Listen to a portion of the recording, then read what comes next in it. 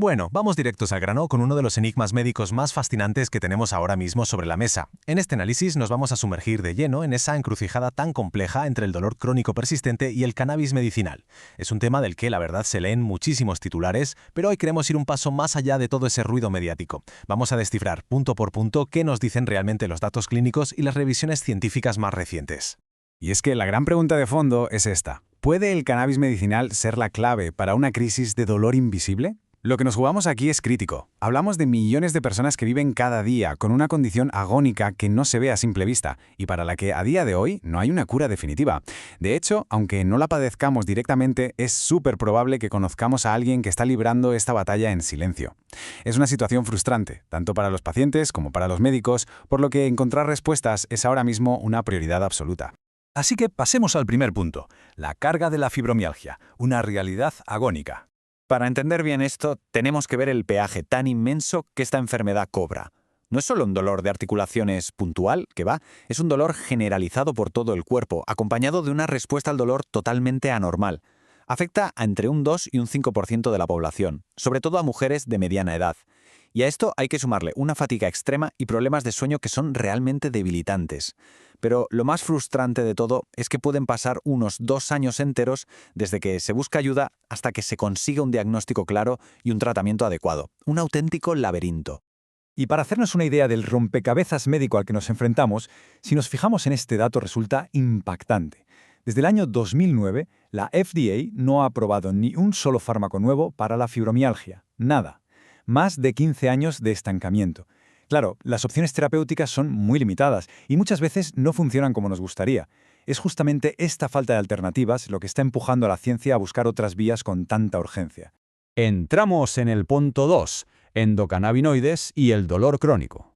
Vale, pensemos en el cuerpo humano como si fuera un panel de control gigante que tiene sus propios moduladores naturales. Bien, pues hay una teoría, la deficiencia clínica de endocannabinoides, que sugiere que en condiciones como la fibromialgia, ese panel de control se desequilibra por completo. Al faltar estos endocannabinoides naturales, el sistema nervioso se vuelve hipersensible. Es literalmente como si el volumen del dolor se quedara atascado al máximo porque el sistema que debería regularlo simplemente está fallando. Y esto nos ilustra a la perfección el papel de los dos grandes protagonistas del cannabis medicinal y cómo hacen equipo. Por una parte tenemos el THC. Sí, es el que tiene efectos psicoactivos, pero a la vez es un analgésico potentísimo que actúa directamente sobre el sistema nervioso central.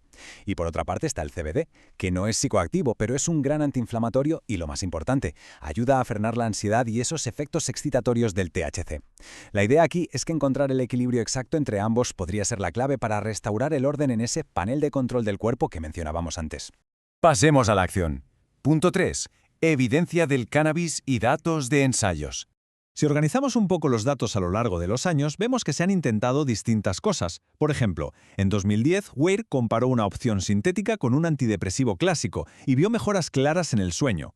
Luego, en 2019, Van de Donk hizo un ensayo y notó una reducción del dolor de alrededor del 30% usando cannabis inhalado frente a un placebo. Y si nos vamos a proyecciones más recientes, un análisis de Bharat Pandey del año 2026 usando registros del Reino Unido muestra mejoras que se mantienen desde el primer mes hasta los 18 meses. Vamos, que hay un patrón claro de mejora sintomática. Y de repente nos encontramos con esta cifra, un 77%. Es un dato súper llamativo. En un estudio observacional del año 2020, con unos 100 pacientes que ya usaban cannabis medicinal, la mejora media tanto en dolor como en calidad del sueño fue del 77%. Es una barbaridad, porque nos habla de un impacto real y muy positivo en el día a día de estas personas. Ahora bien, si nos vamos a un entorno clínico mucho más estricto y controlado, vemos esto, un 50%. En un ensayo del año 2006, los pacientes que lograron completar los 3 meses de tratamiento vieron cómo su dolor se reducía a la mitad. Un alivio del 50% en un dolor crónico constante es, sin duda, una noticia enormemente prometedora. Y para bajar esto a tierra a recomendaciones más prácticas, investigaciones recientes desde el Imperial College de Londres nos dan una pista clave sobre las dosis. Resulta que las mejoras medibles en pacientes con fibromialgia están muy ligadas a dosis de cannabinoides que superen los 25 miligramos al día. Esto es genial porque por fin empieza a dibujar un mapa un poco más claro para los médicos a la hora de prescribir. Pero claro, hay que contarlo todo. Vamos al punto 4. Efectos adversos, seguridad y riesgos. Porque los datos de seguridad recientes contrastan bastante con ese optimismo que acabamos de ver. Y tenemos que ser muy objetivos aquí. Casi la mitad de los pacientes en el registro del Reino Unido, un 45,67%, reportó algún tipo de evento adverso. Es un recordatorio importantísimo de que toda intervención médica tiene sus contrapartidas y hay que ponerlo todo en la balanza. Pero a ver, ¿qué significa esto exactamente? Pues que sí, los efectos secundarios están ahí, pero la grandísima mayoría, más de un 85%, fueron apenas leves o moderados. El más común de todos, la fatiga. Además, tiene todo el sentido del mundo pensar que esa misma hipersensibilidad que provoca la fibromialgia hace que estos pacientes sientan más fuerte cualquier efecto secundario. De hecho, en los primeros ensayos hubo gente que tuvo que abandonar los tratamientos por culpa de los mareos o las náuseas. Y esto nos lleva al punto final, el 5. Los futuros ensayos y la búsqueda de consenso. Hay una cita de Madhur Paradpande del Imperial College que resume perfectamente dónde estamos.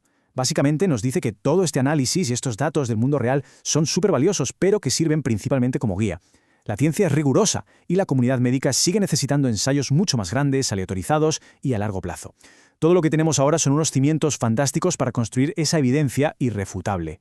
Así que, la conclusión principal de todo este análisis es que estamos en una zona de transición. Hay un potencial terapéutico enorme para mejorar aspectos fundamentales en la fibromialgia, como son el descanso y el alivio del dolor. Pero, a nivel global, todavía nos falta ese sello de garantía final, esa evidencia de máxima calidad que permita hacer recomendaciones médicas definitivas en todo el mundo. Y para terminar, quiero dejar esta reflexión en el aire. ¿Estamos viendo el futuro del manejo del dolor crónico o esto es solo el principio de la investigación? Lo que es indudable es que estamos ante un cambio de paradigma brutal. La medicina tradicional se ha atascado con esto y parece que apenas estamos empezando a entender el sistema endocannabinoide. Resolver este enorme rompecabezas médico dependerá de los próximos estudios, así que habrá que estar muy atentos a lo que nos deparen los futuros avances científicos.